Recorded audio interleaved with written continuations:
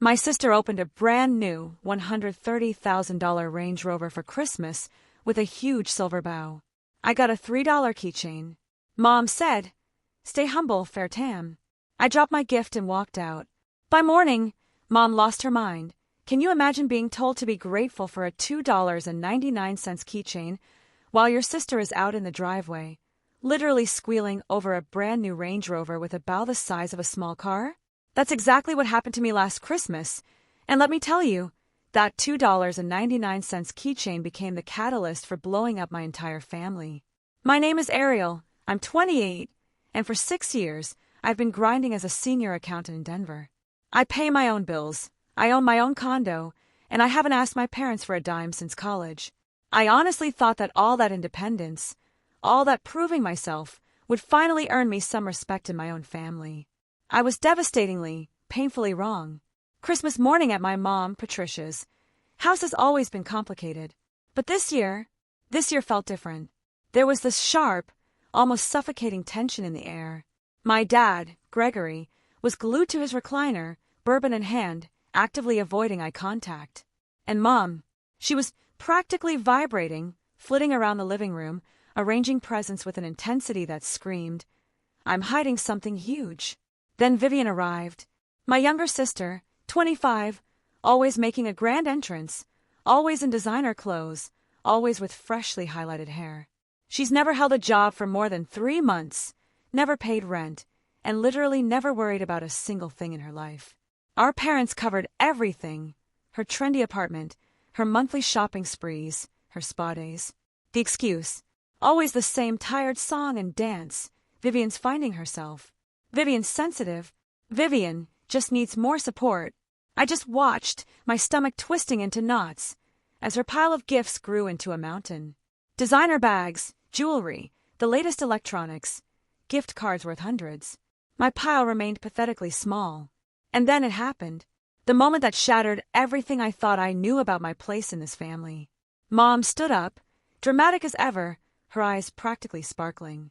"Vivian, sweetie, there's one more present, but you'll have to come outside to see it."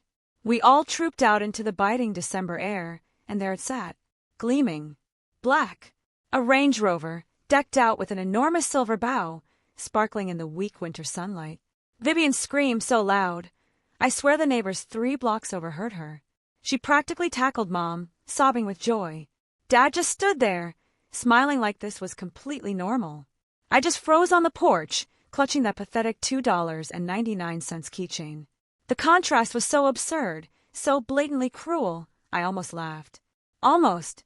Instead, something inside me just cracked. A fissure that had been forming for years finally split wide open. When we came back inside, I tried to compose myself. I told myself material things don't matter, that I was above this pettiness, that my worth wasn't determined by what I got under the tree. But then, Mom turned to me, that familiar, patronizing smile on her face. And the words that came out of her mouth, they demolished any last illusion I had.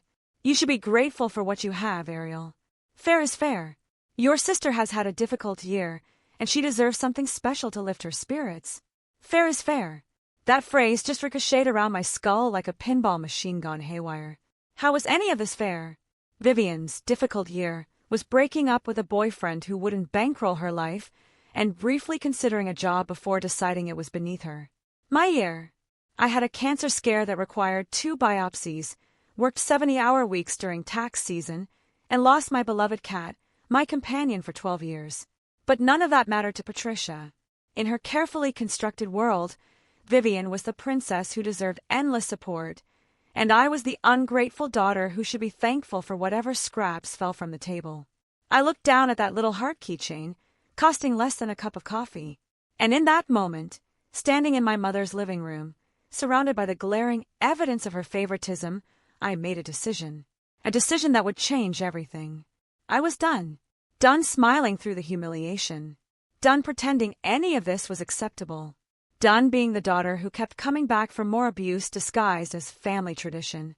The familiar burn in my stomach solidified into something hard, something cold, something that felt remarkably like absolute, unwavering resolve. See, when you're the unfavored child, you become an expert at cataloging injustices.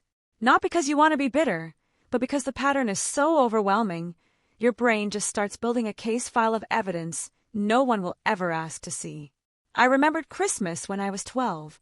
Vivian, 9, got a brand new bike, roller skates, a TV for her room, and a whole new wardrobe.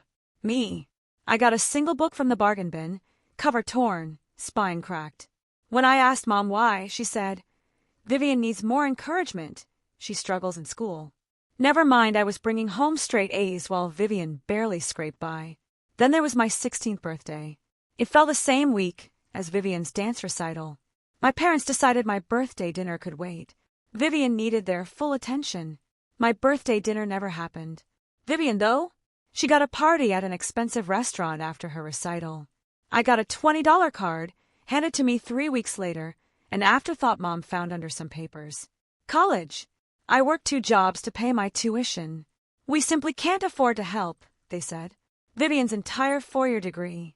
Paid without question. When I graduated with honors and a prestigious job offer, Mom's response was a lukewarm congratulations, immediately followed by a 20-minute monologue about how worried she was that Vivian would never find her path. The favoritism wasn't subtle. It was blatant, consistent, utterly unapologetic. Mom decided early on that Vivian was the child who mattered, and nothing I did would ever change that. All of this churned in my head as I sat in my mother's guest bedroom that night. The sounds of Vivian's continued celebration drifted up from downstairs. She was showing off her car to our cousin Tyler. Her high-pitched laughter, Mom's approving murmurs, the clink of champagne glasses raised in toast after toast to Vivian's good fortune. No one had checked on me since I excused myself after dinner. No one noticed I hadn't touched my food, that my responses had become monosyllabic, that I was quietly falling apart. In this family, I was invisible unless I was needed as an audience for Vivian's triumphs or a scapegoat for her failures. I scrolled through the photos Mom had already posted on social media, gushing captions about family, gratitude, blessings. Vivian, front and center, beaming. Me, partially obscured by Dad's shoulder in one, my expression carefully blank. The comments poured in. Congratulations for Vivian, praise for Mom's generosity, envy for our perfect family. Not a single person asked about me. Not one wondered about the wildly different gifts. The narrative was set. Vivian was the star, and I was just a supporting character. I thought about the keychain, still in its cheap plastic packaging. What was the point? It wasn't a gift of love or thought. It was an obligation, a box checked, so Mom could claim she treated us equally. My phone buzzed. Josephine, my best friend. She'd witnessed enough holiday disasters to know exactly what I was enduring. "How bad is it this year?" she texted. I typed out a brief summary. Her response was immediate and fierce. "Get out of there tonight if you can. You don't owe them your presence or your suffering." She was right. I knew she was right, but leaving meant admitting defeat, accepting that this family would never see me as anything more than an afterthought. And some small, stubborn part of me still hoped things could change. That Mom would wake up and realize the damage she'd done. That stubborn hope had kept me coming back year after year, subjecting myself to humiliation after humiliation, desperately believing love could be earned if I just tried hard enough, smiled wide enough, asked for little enough. The house finally grew quiet around midnight. My parents shuffled off to bed, Mom calling up a half-hearted good night I didn't acknowledge. I lay in the darkness, staring at the ceiling, running through my options. Part of me wanted to confront Mom directly, lay out every instance of favoritism, demand an explanation. But I tried that. It was a masterclass in deflection and manipulation. She'd cry, accuse me of jealousy, twist everything until I was the villain. No, direct confrontation wouldn't work with Patricia. She was too skilled. If I wanted to make a point that would actually land, I had to do it differently. I had to speak a language she couldn't twist or reinterpret. The idea came to me slowly, forming in the quiet hours between midnight and dawn. It was petty, maybe. Childish, some might say. But after 28 years of swallowing my pride, I had earned the right to a little pettiness. I had earned the right to make a statement without having to justify it in a conversation that would inevitably be turned against me. At exactly 3 a.m., the Christmas tree still glowed in the corner of the living room. Vivian's mountain of presents was neatly stacked. I reached into my pocket, pulled out the keychain, price tag still attached. Slowly, deliberately, I walked to the center of the room, and I placed it carefully on the floor, directly beneath the Christmas tree, positioning it so it would be the first thing anyone saw. A $2.99 memorial to everything this family had shown me about my worth. Then I walked out. I didn't look back. The December air hit my face like a slap, cold but clarifying. I had parked my car down the street, a habit born from years of needing quick escape routes from unbearable family gatherings. The engine turned over smoothly. Within minutes, I was on the highway, leaving my mother's house and everything it represented in the rearview mirror. I didn't cry. I expected tears, braced for the flood of emotion. But my eyes stayed dry, my hand steady on the wheel. What I felt was profound relief, like setting down a weight I'd carried for so long, I'd forgotten it was even there. The downtown hotel I'd chosen, a boutique place for business travelers, was quiet. A sleepy night clerk checked me in. The elevator carried me up, and when I opened the door to my suite, something shifted.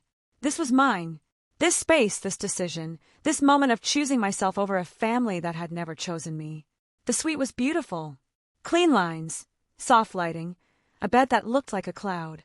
A welcome bottle of champagne chilled in an ice bucket. The bathroom had a soaking tub deep enough to get lost in. I'd paid for this myself, with money I'd earned.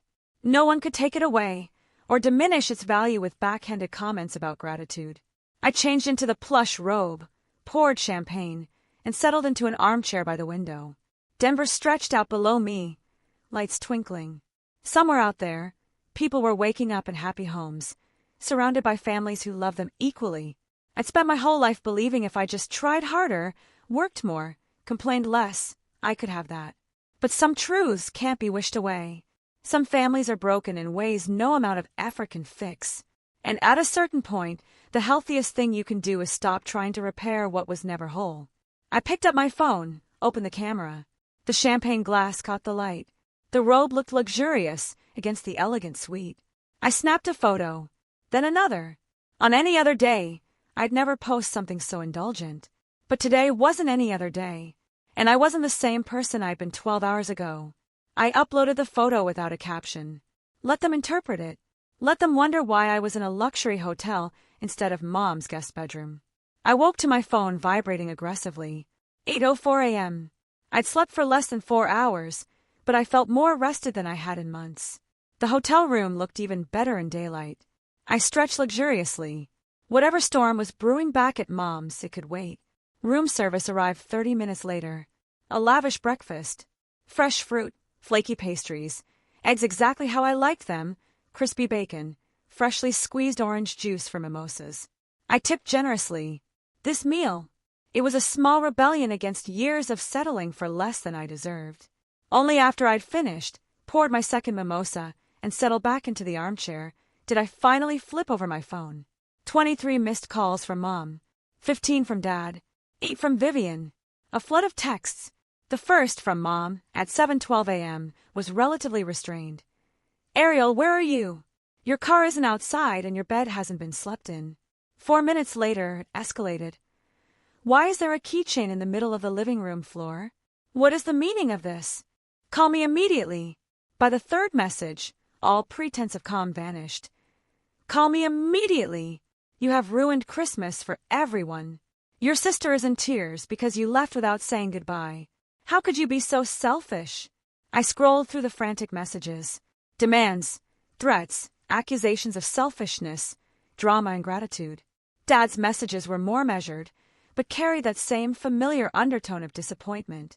Vivian's were predictably self-centered, focused entirely on how my absence affected her special holiday. Not a single message acknowledged why I might have left. No one connected my departure to the grotesque display of favoritism from less than 12 hours earlier. In their minds, I was just being difficult. I typed a response to my mother, choosing my words with surgical precision. I matched the value of the gift I received and removed myself from a celebration where I clearly wasn't wanted. I hope you all enjoy the rest of your holiday. The reply was almost instant. What is that supposed to mean? You are being absolutely ridiculous and dramatic. Get back here right now and apologize to your sister for ruining her Christmas. Apologize to Vivian? For what exactly? For not applauding enthusiastically enough when she got a luxury vehicle while I clutched a piece of junk? For failing to properly worship at the altar of Vivian's specialness? The audacity. It was almost impressive in its complete lack of self-awareness. I set the phone down, took a long, satisfying sip of my mimosa. My mother's anger no longer had the power to destabilize me. I'd spent decades trying to earn her approval, twisting myself into knots to meet shifting standards. But you can't win a game where the rules are designed for your failure. You can only decide when to stop playing. My phone rang again. Mom's name. I let it go to voicemail. Then I activated Do Not Disturb, allowing only Josephine's calls. If my family wanted to reach me, they could leave messages I'd review at my leisure. I was no longer at their beck and call. The morning drifted by peacefully. A long bath in the soaking tub, more coffee, an hour reading. I painted my nails, watched clouds drift. Around noon, Josephine called. I saw your photo this morning, she said, laughing. Luxury hotel, champagne, no caption. That is an absolute power move, and I am here for it. What happened? I told her everything. A $2.99 keychain, she repeated when I finished, voice tight with anger. While your sister gets a car that costs more than most people make in 3 years. And your mother thinks you're the one being dramatic.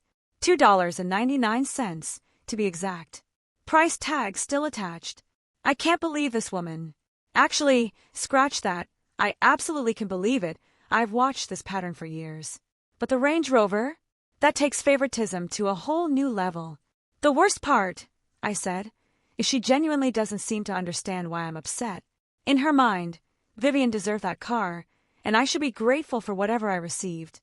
The afternoon brought a shift in tactics. When fury failed, they pivoted to manipulation. Dad's message arrived around 2 p.m., carefully crafted to appeal to guilt. Your mother is very upset, sweetheart. I know things got tense last night, but can't we talk about this like adults? Family is important, and we should be together during the holidays. Family is important. That phrase had been weaponized against me so many times it had lost all meaning. It was important when it meant I should attend every holiday and smile through indignities. Considerably less important when it came to treating me with basic respect or acknowledging my accomplishments. I didn't respond. Instead, I booked another night at the hotel. The second wave of manipulation came from an unexpected source. My Aunt Louise, Mom's younger sister. She called 3 times before leaving a voicemail. Ariel, honey, it's Aunt Louise. I just got off the phone with your mother, and she is absolutely devastated by what's happened. She doesn't understand why you left or what she did wrong. I know your mom can be difficult sometimes, but she loves you so much and only wants what's best for both her daughters. Won't you please call her and work this out? Christmas is supposed to be about family and forgiveness, not grudges and hotel rooms. What she did wrong? As if the answer wasn't blindingly obvious. Mom had perfected playing innocent, reframing every conflict, so she emerged as the wounded party. It was gaslighting dressed as maternal concern, and I was done falling for it. I texted Aunt Louise a brief reply. I appreciate your concern, but this is a matter between me and my parents.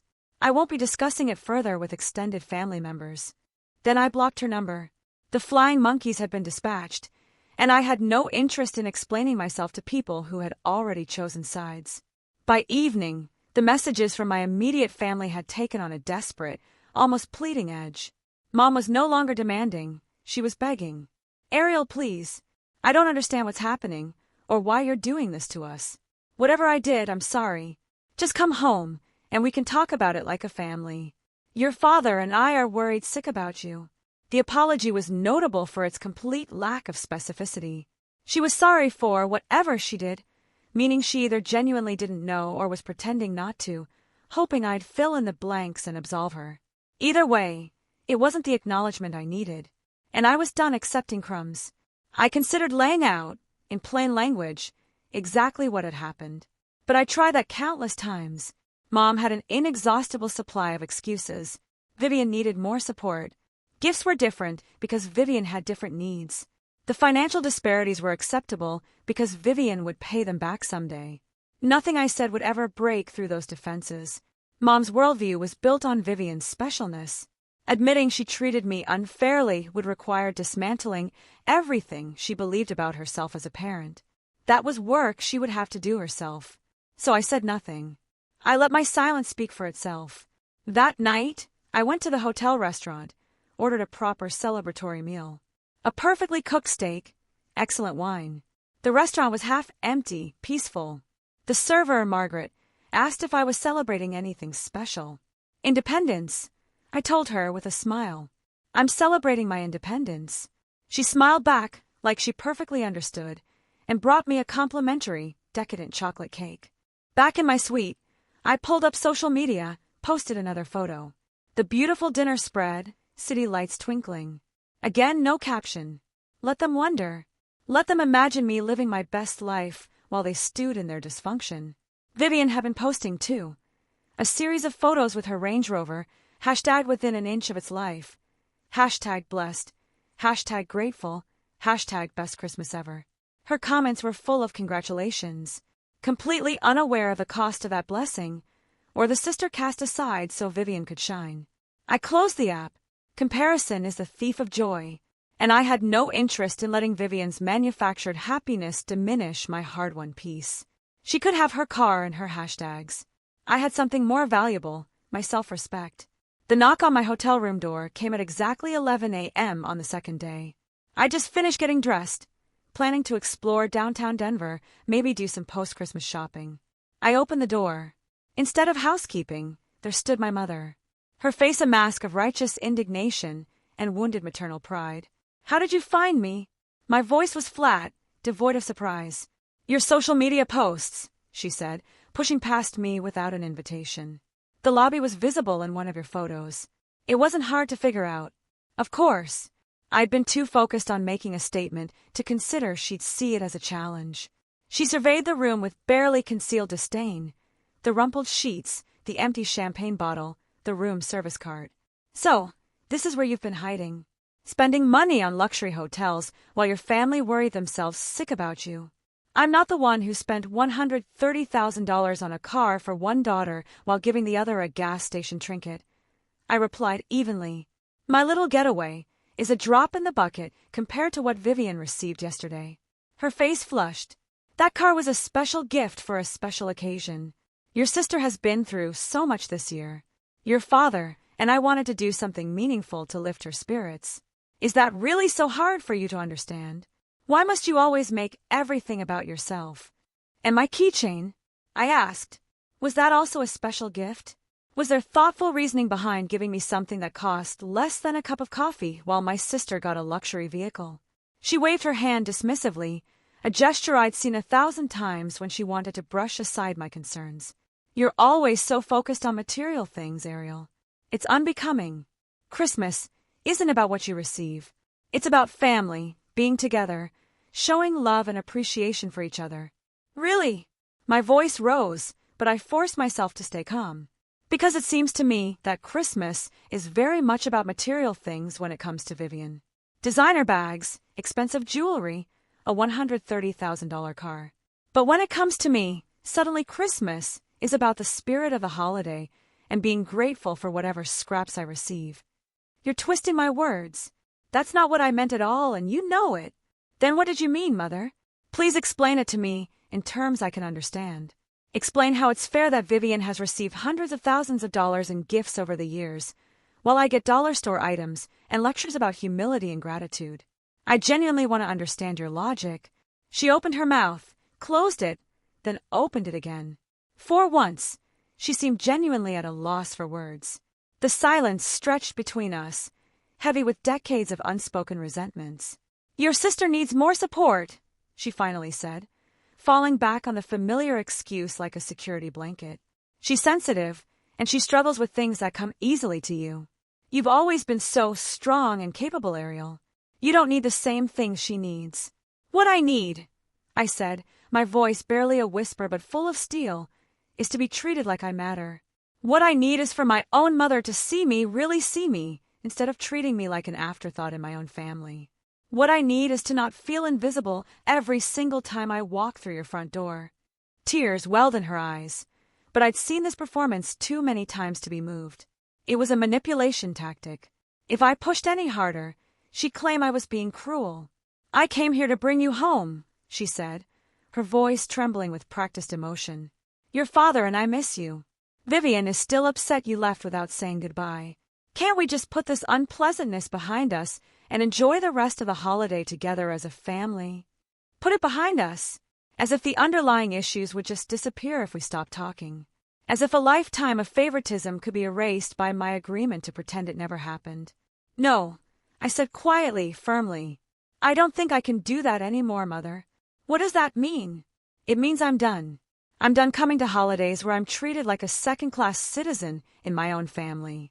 I'm done watching Vivian get everything she wants while I'm told to be humble and grateful for table scraps. I'm done making myself small to fit into a family that has never made room for me." She stared at me like I'd grown a second head. In her worldview, this was incomprehensible. Children didn't reject their parents, didn't draw boundaries, didn't refuse to participate in family traditions. "You don't mean that," she said, but there was uncertainty in her voice. "You're upset, you're being dramatic.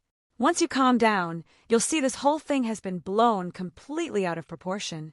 I've never been calmer in my entire life," I told her honestly. "And I've never been more certain of anything. I think you should leave now." She didn't move immediately. She just stood there, looking around, as if seeing everything for the first time. Perhaps finally realizing I'd built a life that didn't depend on her approval or gifts. "If you walk away from this family," she said slowly, "don't expect us to welcome you back with open arms when you come to your senses. I stopped expecting anything from this family a long time ago, Mother. That's the whole point." My mother left without another word. Her silence was more telling than any parting shot. I closed the door behind her, leaned against it, my heart pounding, but my resolve completely unshaken. The confrontation I'd been avoiding for years had finally happened. And now that it was over, I felt lighter than I had in decades. The week between Christmas and New Year's became a period of profound transformation. I extended my hotel stay twice, using the time and space to think clearly about what I wanted my life to look like without the constant weight of my family's expectations.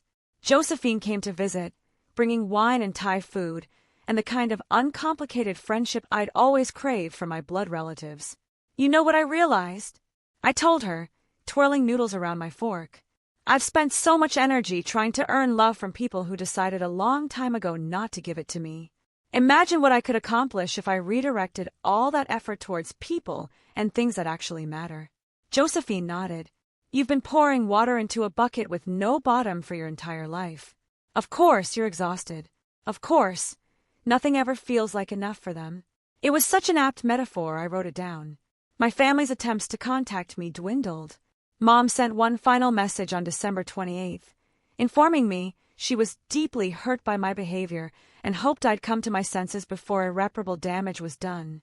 The lack of any acknowledgement of her own role was notable, but not surprising. I didn't respond. What did surprise me was the message I received from my father on New Year's Eve. Unlike my mother's communications, his was simple, almost tentative. "I know things have been difficult between you and your mother. I probably haven't handled them as well as I should have over the years. If you ever want to talk, just the two of us, I'd like that." I read it several times. Dad had always been a passive presence. He'd never actively mistreated me, but he'd never protected me either. His sin was one of omission. I decided to wait. A single conciliatory text wasn't enough to undo decades of standing by. New Year's Eve itself was a revelation. Josephine invited me to a party. Interesting people who knew nothing about my family drama. I wore a dress I bought for myself, drank champagne I paid for myself, and rang in the new year surrounded by people genuinely happy to have me there. At midnight, as fireworks exploded over Denver, I felt something shift permanently. This was what belonging felt like. This was what it meant to be valued, not for what you could do, but for who you were. My phone buzzed. A text from Vivian, the first direct message she'd sent since Christmas morning. "Happy New Year. Mom says you're not coming to the family dinner tomorrow. Are you really going to miss it?" I typed back a single word without hesitation. "Yes." Then I turned off my phone and returned to the party, to the friends who had chosen me, to the life I was finally building on my own terms. The consequences of my absence rippled through my extended family in ways I hadn't anticipated. In the weeks that followed, I heard from cousins, aunts, uncles, all wanting to know what happened. Without me to serve as the designated scapegoat, the dysfunction began to show itself more clearly. "She's been telling everyone you had some kind of mental breakdown," my cousin Tyler reported. "Says you've been acting erratically, and she's very concerned about your mental health." I laughed out loud. A mental breakdown because I left a gathering where I was being publicly humiliated? Absurd. But some people bought her version, others didn't. Even Aunt Louise mentioned she thought the Range Rover situation was pretty over the top. Mom's carefully constructed narrative was cracking. But the real vindication came from an unexpected source. About 3 weeks after Christmas, Vivian. Her tone was markedly different. Gone was the self-centered whining. In its place, something that almost resembled genuine reflection. "I've been thinking a lot since Christmas," she wrote. "I didn't fully realize how different our experiences have been until you left. I mean, I knew our gifts were always different, but I never really stopped to consider how that must have felt for you year after year. Mom always told me you didn't care about material things, that you preferred practical gifts because you were so independent and capable. I believed her without questioning it. I'm sorry." I stared at the message. Vivian wasn't entirely blameless, but she was also, in some ways, as much a victim of my mother's distorted worldview as I was. She'd been trained to believe she deserved more. "I appreciate you saying that," I finally replied, "but I need some time before I can have a real conversation with you." Her response was gracious. "I understand completely. I'm here whenever you're ready." It wasn't reconciliation, not yet, but it was a crack in the wall between us. A possibility. My mother, meanwhile, continued her campaign to paint me as the villain. I heard about the story she was telling anyone who'd listen.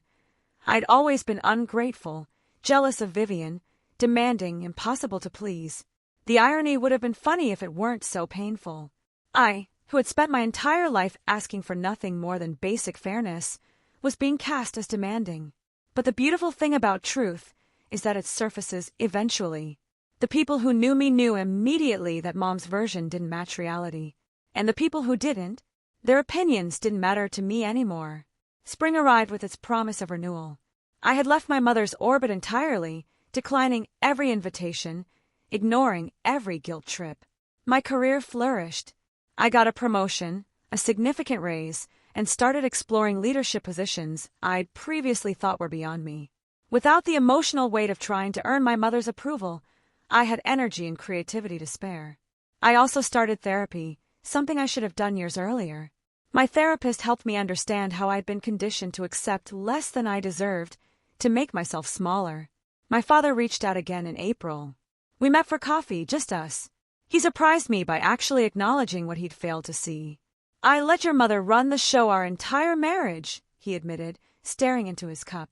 "I told myself it was easier that way, that keeping the peace was more important than making sure things were actually fair. I was wrong and I'm sorry.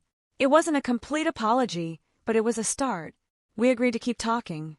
My mother, I heard, was not faring nearly as well. Without me to serve as the responsible older daughter, she'd been forced to see Vivian more clearly. And Vivian, it turned out, was not the perfect golden child. Problems with money, with relationships, with basic life skills.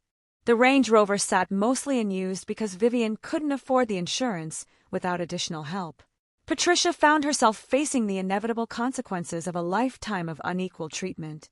The daughter she'd invested everything in was incapable of functioning independently, while the daughter she'd neglected had built a successful life without her. The irony was not lost on anyone. She grew increasingly bitter and isolated, her perfect family image shattered beyond repair. Vivian and I did eventually have that real conversation. A long, difficult discussion that laid bare years of resentment. She apologized more genuinely than I'd thought her capable of. I accepted, though our relationship would never be what it could have been if we'd been treated equally. We were building something new, something smaller and more cautious than sisterhood should be, but something real nonetheless. As for me, I spent the first anniversary of my Christmas departure buying myself a beautiful piece of jewelry, something I'd admired for years but felt too guilty to purchase. I wore it to dinner with Josephine and her boyfriend, celebrating not just the holiday, But the life I'd built since walking away from my mother's house with nothing but a $3 keychain and a heart full of quiet resolve. Looking back on that journey from humiliation to freedom, I felt nothing but gratitude for the moment I finally chose myself. The pain had been real, the loss is significant, but the freedom I'd gained was worth every difficult step. I'd learned you can't pour from an empty cup. You can't save relationships with people who refuse to see your value. And sometimes, the bravest and most loving thing you can do is simply walk away. As I raise my glass to the new year, surrounded by people who love me exactly as I was, I knew with absolute certainty that the best revenge isn't anger or bitterness.